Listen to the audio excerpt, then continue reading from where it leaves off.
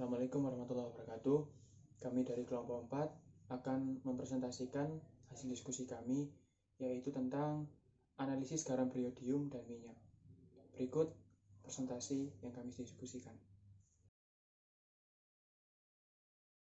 Penelitian garam beriodium. Garam beriodium adalah garam yang telah diperkaya dengan yodium yang dibutuhkan tubuh untuk membuat hormon yang mengatur pertumbuhan dan kecerdasan.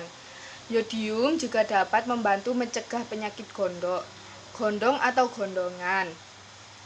Iodium adalah suatu unsur bukan logam yang termasuk golongan halogenida. Di alam, iodium terdapat sebagai iodium air laut, kalium iodat atau KiO3, dan tiroksin, yaitu hormon yang dikeluarkan oleh pterinoida. Iodium berfungsi untuk membentuk zat tiroksin yang terbentuk pada kelenjar tiroid. Garam beriodium mempunyai bentuk, rasa, dan bau sama seperti garam yang tidak ditambahkan kalium iodat, sehingga sulit untuk memastikan kecukupan kalium iodat dalam garam. Dampak kelebihan dan kekurangan iodium. Kelebihan iodium di dalam tubuh dikenal juga sebagai hipertiroid. Hipertiroid terjadi karena kelenjar tiroid terlalu aktif memproduksi hormon tiroksin. Kelebihan iodium ditandai gejala mudah cemas, lemah, sensitif terhadap panas, sering berkeringat, hiperaktif, berat badan menurun, nafsu makan bertambah, jari-jari tangan bergemetar, jantung berdebar-debar, bola mata menonjol, serta denyut nadi bertambah cepat dan tidak beraturan. Jika tidak segera diobati, sistem pernafasan melemah, penderita mengalami kejang sehingga aliran darah ke otak berkurang sampai akhirnya terjadi gagal jantung. Kekurangan pada ibu hamil. Kekurangan hormon tiroid dikhawatirkan pada masa kanak-kanak terjadi kreatinisme atau manusia kerdil, yaitu yang menunjukkan gejala antara lain misal tinggi badan di bawah normal. Pada orang dewasa, kekurangan yodium menimbulkan keadaan lemas dan cepat lelah, produktivitas dan peran dalam kehidupan sosial rendah, serta gondok pada leher. Sifat-sifat iodium, sifat fisika. Pada temperatur biasa berupa zat padat yang mengkristal berbentuk keping-keping atau plat-plat rombis, berkilat seperti logam, berwarna hitam kelabu serta bau gas yang menusuk. Yang kedua, iodium mudah menyublim.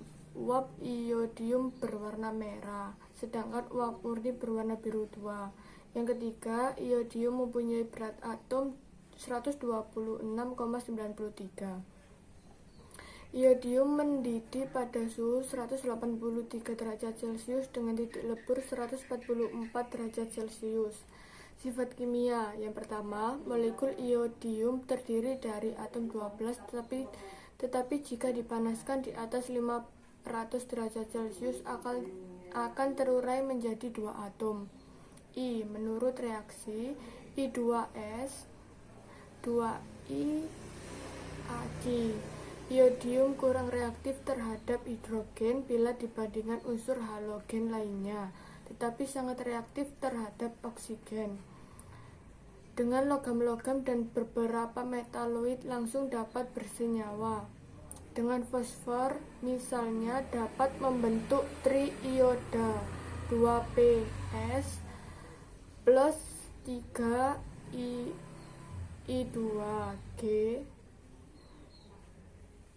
2P-I3I. Yang ketiga, apabila gas dialirkan ke dalam larutan iodida, maka terjadilah iodium. Reaksinya serupa dengan reaksi seng dengan asam klorida, hanya ionnya bermuatan negatif. Kegunaan gram dalam tubuh manusia. Metode analisis kadar kalium iodat atau KiO3. Dalam penentuan kadar kalium iodat KiO3 dalam garam dapur terdapat beberapa metode yang bisa digunakan, diantaranya adalah titrasi argentometri, titrasi iodometri dan iodimetri, spektrofotometri UV-VIS, dan metode kromatografi cair kinerja tinggi pasangan ion atau KCKT. Akan tetapi, dalam penelitian ini, metode yang digunakan adalah dengan menggunakan metode iodometri. Metode ini selain mudah dikerjakan juga tidak membutuhkan biaya yang besar. Tidak membutuhkan waktu yang lama untuk menentukan kadar kalium iodat atau KiO3 dalam garam dapur. Zat yang digunakan mudah diperoleh dan juga proses kerja yang sangat simpel. Analisis garam beriodium. 1. Larutan KiO3 0,005 N sebanyak 3,567 gram KiO3 dilarutkan dengan Aquades dan diencerkan di dalam labu ukur sampai tepat 1000 ml. Larutan ini mempunyai normalitas 0,1 N. Dipipet 50 ml KiO3 0,1 N ke dalam labu ukur 1000 ml dan diencerkan dengan air sampel tanpa batas. Larutan ini mempunyai normalitas 0,005 N2. 2. Larutan Na2S2O3 0,005 N sebanyak 1,24 gram Na2S2O3. 5H2O dilarutkan 1000 ml air dingin yang telah dididihkan terlebih dahulu. Larutan ini mempunyai normalitas 0,005 N. 3. Standarisasi larutan Na2S2O3 ditimbang 25 gram kristal NaCl dan dilarutkan ke dalam 125 ml Aquades. Kemudian larutan tersebut dipipet sebanyak 25 ml dan ditambahkan dengan 5 ml KiO3 0,005 N. Kemudian diaduk sampai homogen. Campuran ini kemudian ditambah 2 ml H3PU4 85% dan 0,1 gram Kl sambil diaduk dan dititrasi dengan natrium tiosulfat 0,005 N sampai larutan berwarna coklat muda atau kuning muda. Kemudian ditambahkan dengan 2 ml larutan amilum 1% dan dititrasi terus sampai warna biru tepat hilang dan larutan menjadi bening. Minyak adalah istilah umum untuk semua cairan organik yang tidak larut atau tercampur dalam air atau hidrofobik tetapi larut dalam pelarut organik. Minyak mempunyai berat jenis lebih kecil dari air sehingga akan membentuk lapisan tipis di permukaan air. Kondisi ini dapat mengurangi konsentrasi oksigen terlarut dalam air karena fiksasi oksigen bebas menjadi terhambat. Minyak yang menutupi permukaan air juga akan menghalangi penetrasi sinar matahari ke dalam air sehingga mengganggu ketidakseimbangan rantai makanan. Analisis minyak. Metode FTIR, Fourier Transform Infrared.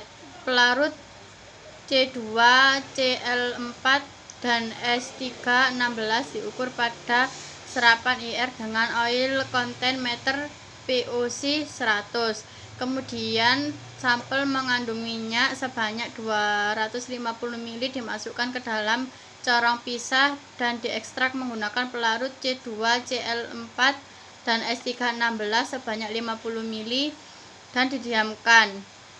Setelah terbentuk dua lapisan pelarut, ekstrak disaring menggunakan kertas saring yang berisi Na2SO4 sebanyak 10 gram. Pelarut ekstrak dibaca pada oil content meter POC 100. 2. Metode gravimetri. Analisis minyak dengan menggunakan metode gravimetri dilakukan dalam beberapa variasi berdasarkan tingkat ekstrak dan volume sampel. Selain itu, jenis minyak juga menjadi bagian yang diinvestigasi pengaruhnya terhadap kualitas metode. Sekian hasil dari presentasi diskusi kami.